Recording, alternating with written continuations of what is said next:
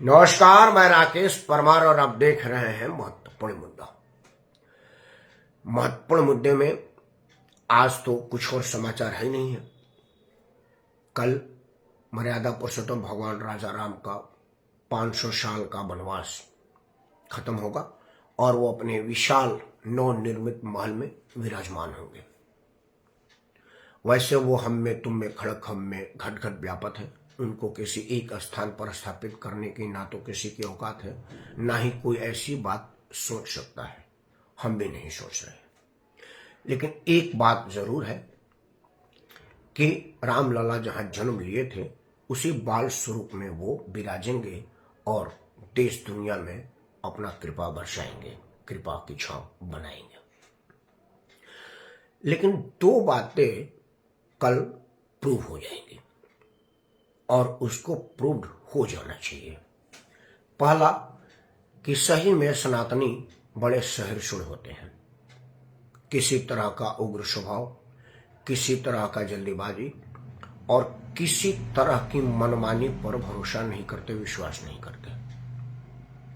सनातनी हमेशा संविधान को मानते हैं और संविधान में दिए प्रदत्त अधिकारों, उसके द्वारा दिए गए आदेशों का अनुपालन अक्षरशः करते हैं। वरना यह कहां कोई सोच सकता था कि मक्का मदीना में मोहम्मद पैगंबर साहब के विषय में प्रूफ करने के लिए मुसलमान किसी अदालत की आदेश का इंतजार करेगा। वेटिकन सिटी में पोप जॉन पॉल जहां रहते हैं वहां पर जीसस के विषय में कोई भी ईसाई, कोई भी क्रिश्चियन किसी भी अदालत के निर्णय के इंतजार करेगा या अदालत के पास जाएगा। किसी भी देश के गुरुद्वारे में गुरु ग्रंथ साहिब की पवित्रता पर कोई रत्ती भर भी इस बात का इंतजार करेगा कि कोई अदालत कहे कि इस गुरुद्वारे में रखा हुआ पवित्र गुरु ग्रंथ साहिब गुरु जी का आदेश है, गुरु जी की वाणी है, यह गुरुवाणी है। ऐसा ना तो कोई सोच सकता है, ना ही किसी की हिम्मत हैसियत औकात है कि सोचे। लेकिन वो सनातन धर्म ही ऐसा धर्म है जहां पर सनातन धर्म वाले लोग ही कह सकते हैं कि वहां मंदिर की जगह अस्पताल बना दिया जाता, मंदिर की जगह विद्यालय बना दिया जाता तो बात कुछ और होती।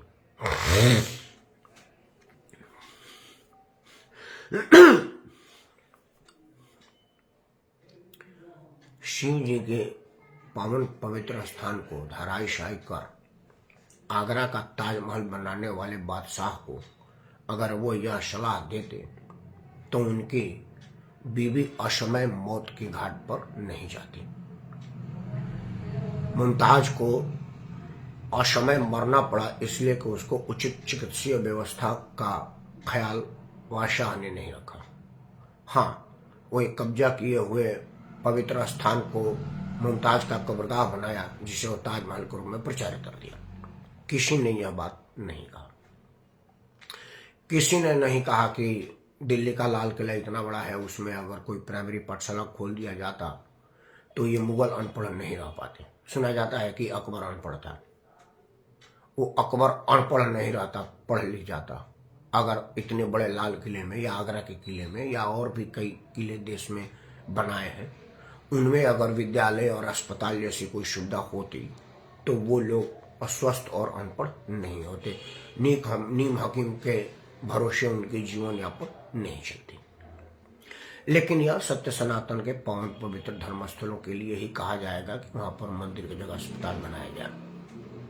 सोशल मीडिया पर 50 तरह के फोटो तैर रहे हैं। एक फोटो तैर रहा है कि एक आदमी एक बच्चे को लेकर के स्कूल जा रहा है और एक आदमी मतलब मोदी जी एक बच्चे को लेकर के मंदिर जा रहे हैं। असल में क्या है कि आप यह मान ही नहीं सकते क्योंकि आपके पास मानने की शक्ति ही नहीं है कि मंदिर शिक्षा का केंद्र है। कई तरह की शिक्षा वहां जाकर के मिलती है।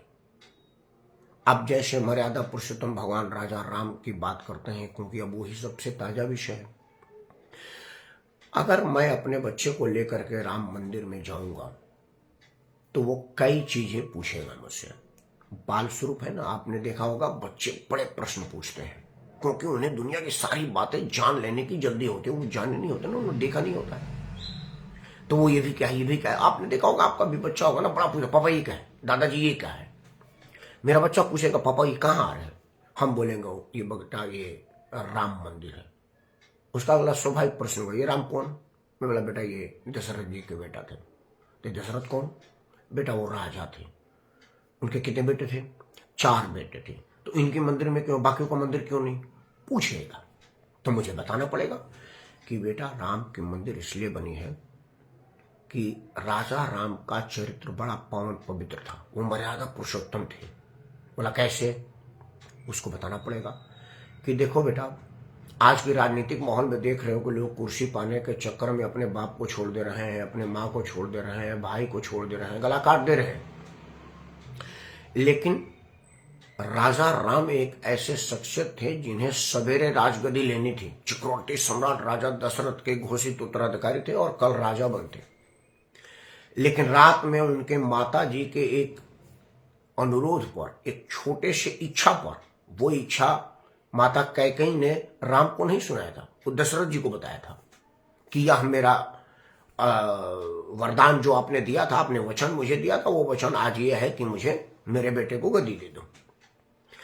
इस पर राजा दशरथ बेहोश हो गए, मूर्छित हो गए।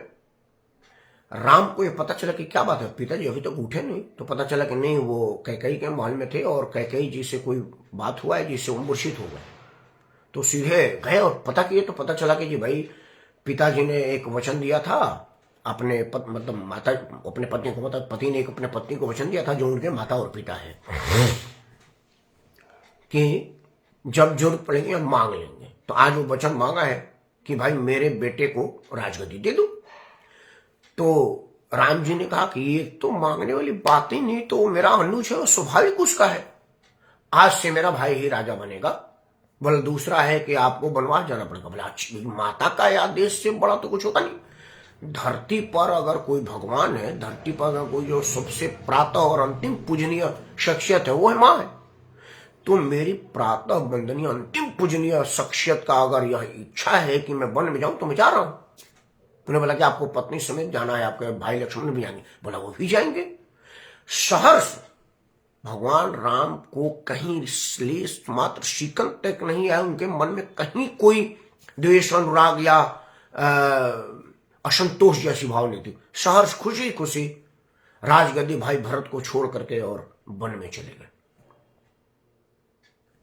ऐसा चरित्र आज के तारीख में मिलता है, यह रामचरित का राम का चरित्र है।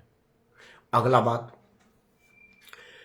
भरत जी को जब यह पता चला कि मेरी माँ ने मेरे भाई के हाथ से गद्दी छीन करके मुझे ले लिया, तो बोले कि अब आज से हम तुमको माँ ही नहीं मानेंगे। और वो दौड़े दौड़े वन में गए कि भैया आप क्या कर रहे हैं, चलिए हमने माँ से नाराजगी ले ली है। तो बोले कि माँ से नाराजगी लेने का तुमको अधिकार किसने दिया, वो तो मैं बड़ा हूं और यह काम मेरा है। मतलब तुमने 2 शख्सियतों का आदेश का उल्लंघन किया जो तुमसे बड़े थे। एक तो पूजनीय पिताजी का आदेश, पूजनीय माता जी का आदेश, और भाई का, मैं बड़ा हूं तुम्हारा। भरत जी कहे कि ये तो मेरे लिए असमंजस की स्थिति उत्पन्न कर दी है भ्राताश्री। बोला असमंजस नहीं, यही आदेश है कि तुम माता का आदेश का पालन करो और जाकर के राजगद्दी संभालो, और मैं अपने माता का आदेश का पालन करूंगा और 14 वर्ष का वनवास काटूंगा। अपने बड़े भाई जो कि पिता समान ही माना जाता है, उसके आदेश को पा करके भरत जी कहे कि तो ठीक है, एक छोटा सा इस भक्त का याचना स्वीकार करें। बोला हाँ बोल, तुम छोटे हो, जो मांगोगे हम देंगे, बिन मांगे देंगे। अगर मुझे पता चलेगा कि मेरे भाई को किस चीज की जरूरत है, बड़ा होने के नाते मुझे मांगने तक की नौबत नहीं आएगी।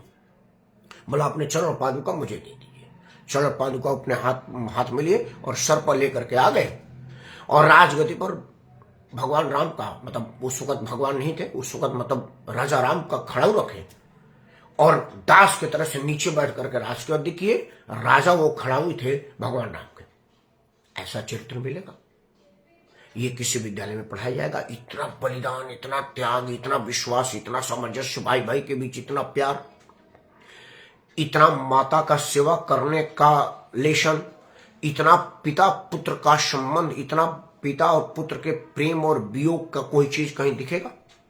पति पत्नी का भरोसा, जो राजा जनक की राजदुलारी थी, और सम्राट दशरथ की पुत्र वधू थी, वो महारानी नंगे पांव वन गमन कर रही है इसलिए कि मेरे पति के चरणों में ही मेरा स्वर्ग है, जहां मेरा पति है वहीं मैं हूं। मैं यह नहीं देखूंगी कि मुझे राजमहल में रहना है, क्योंकि मैं राजमहल में जन्मी हूं, राजमहल में पली हूं और राजमहल में आई हूं, लेकिन मुझे वनों में जाना पड़ेगा। यह पति पत्नी का तपस्या कहीं तब सामंजस्य कहीं मिलेगा किसी स्कूल विद्यालय में? लेकिन वो लोग कहेंगे जिन्होंने मंदिर को समझा ही नहीं, मंदिर को गया ही नहीं और मंदिर को जाना ही नहीं। उन्हें पता है कि भाई मंदिर में प्रसाद मिलता है, तो उनके लिए भी 2 लाइन बता देता हूं। एक हठधर्मी व्यक्ति था, उसके गांव में कथा होता था, तो हर गांव में 2-3 बिगाड़ने वाले लोग होते हैं बिकरा टाइप के। तो वो पंडित जी कहाँ गया, बोला पंडित जी हमको एक बात पूछनी है। तो पंडित जी बोले बोलो। बोला ये कथा से क्या फायदा होता है? बोला ये कथा शुरू होने वाली है, हम समाप्त होने के बाद बताएं। बोला जी तुम बैठ जाओ। वो आदमी बैठ गया। अब उसे कथा से तो कोई मतलब नहीं होता, बस अपने प्रश्न को अपने मन में लिए बैठा है, इसलिए मन में लिए बैठा तो कुछ और चीज उसको मन में आई नहीं रहा। कथा समाप्त हुआ और कथा में प्रसाद बटा, सबके हाथों में, तो वो भी बैठा तो उसका आदमी प्रसाद ले, बेचारा प्रसाद खाया और बोला अरे हम सब चल गए, पंडित जी बताओ। तो पंडित जी तो महाज्ञानी थे, उन्होंने बोला ये मूढ़ आदमी को तो मूढ़ता की भाषा समझाएंगे, क्योंकि विद्वता तो इसको समझ में नहीं आएगी। तो बोले कि हाँ तुम्हारा प्रश्न क्या था? बोला महाराज कथा सुनने से क्या फायदा मिलता है? बोला बिल्कुल बताऊंगा। ये बताओ कि तुम 2-3 घंटा यहां तक बैठे थे, इतने में तुम्हारा नुकसान क्या हुआ? 2-3 घंटा तुम क्या करते? बोला 2-3 घंटा जाता था गांव में, किसी से झगड़ा करता, मारा मेरी करता, किसी को गाली देता, किसी की गाली सुनता। और बोला यहाँ 3 घंटा बैठे तो किसी को गाली गुली देने के विषय में सोचे? बोला नहीं, वो तो आप इतना बोल रहे तो कुछ सोचने का मौका ही नहीं दिया हमारा, पता ना काका बोले जा रहे थे। बोला कम से कम मैं बोले जा रहा था तो कुछ और नहीं ना सोच पाए, कोई मन में बुराई नहीं। और अंत में ये प्रसादी मिला ना बतासा मीठा खाने के लिए? बोले जी। बोला कथा सुनने से मीठा मिलता है जिसको प्रसाद कहते हैं और आदमी खाता है, क्योंकि वो उसको उतनी हैसियत है उतने। बोला महाराज ये तो बड़ा बढ़िया जगह है, बढ़िया बढ़िया बात भी सुनने बोले और अंत में बतासा भी मिलेगा, मैं तो रोज आऊंगा। तो ये जो लोग जिनको मंदिर के विषय में और कुछ मालूम नहीं, कम से कम बतासा लेने के लिए, और पता चला कि भी तो अयोध्या धाम में मोतीचूर के लड्डू बन रहे हैं और शुद्ध घी के लड्डू तो आपको किसी दुकान में भी नहीं मिलेगा। आपकी माता जी बनाती होंगी तो पता ना कितने बनाती होंगी, कब बनाती होंगी। वहां जाइए और कम से कम 4 लड्डू ले आइए, अपने और अपने परिवार को खिलाइए। आपके लिए वो शुद्ध घी का बना हुआ 4 लड्डू ही काफी है, खाइए और आनंदित होइए, आपके लिए बस इतना ही है। मित्रों, मंदिर से क्या क्या होता है यह जानने के लिए मंदिर की गतिविधियों और मंदिर के द्वारा चलने हुए चैरिटियों पर जानिए। जो मंदिर में चढ़ावा आता है उससे कई विद्यालय चलते हैं। एक मंदिर की जगह अगर अस्पताल बना दिया जाएगा तो उस अस्पताल का खर्चा कहां से आएगा? लेकिन अगर मंदिर बनेगा तो उससे कई अस्पताल चलते हैं, कई शिक्षा संस्थाएं चलती हैं। आपको भी पता ही नहीं है कि एक मंदिर कितने स्कूल चलाते हैं, कितने अस्पताल चलाते हैं, कितने जनभावना और जनवार्थ के काम चलाता है, और सैकड़ों लाखों लोगों को डायरेक्ट और इनडायरेक्ट रोजगार देता है। मैं दिल्ली में रहता हूं, घर से आते जाते को कालका जी मंदिर सबसे पहले पड़ता है, मतलब हर तीसरे दूसरे दिन कालका जी मंदिर का दर्शन होता है, माता कालका का आशीर्वाद मिलता है। छतरपुर मंदिर मेरे से थोड़ा दूर है, और माता कालका का जो शक्तिपीठ है वो मेरे घर से 2-2.5 किलोमीटर पर है। तो मैं देखता हूं कि 100-200 तो फूल की दुकान होंगी और इतना ही मिठाई की दुकान होगी। फूल बेचने वाले, वो चन्नी बेचने वाले, सबकी दुकानें वहां हैं, और चाय नाश्ता की अलग से, और सबका दिहाड़ी चल रहा है, सबकी रोजी रोटी चल रही है। तो कम से कम 200 लोग फूल बेच करके जी रहे हैं।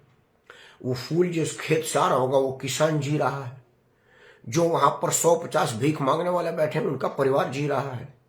अगर वहां पर स्कूल खोल दिया जाएगा तो 200-500 लोगों का भरण पोषण वो स्कूल देगा, वो अस्पताल देगा।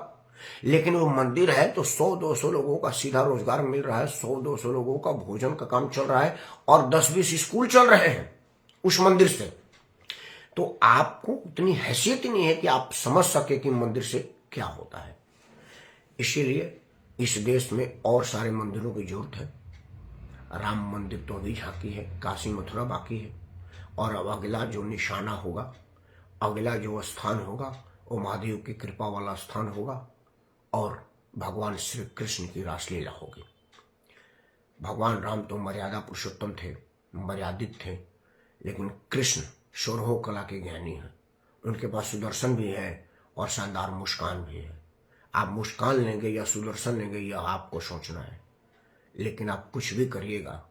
जैसे हम कहते थे कि रामलला हम आएंगे, मंदिर वहीं बनाएंगे, और लोग पूछते थे तारीख कब बताएंगे, तो तारीख पता चल गया, कल 22 जनवरी 2024 दिन में 1 बजे प्राण प्रतिष्ठा कार्यक्रम। उसी तरह की एक तारीख घोषित होगी मथुरा के लिए और काशी के लिए। इंतजार करिए, आज तक खबरें मिलेंगी, कल तक। जय श्री राम, हर हर महादेव, घर घर महादेव। धन्यवाद।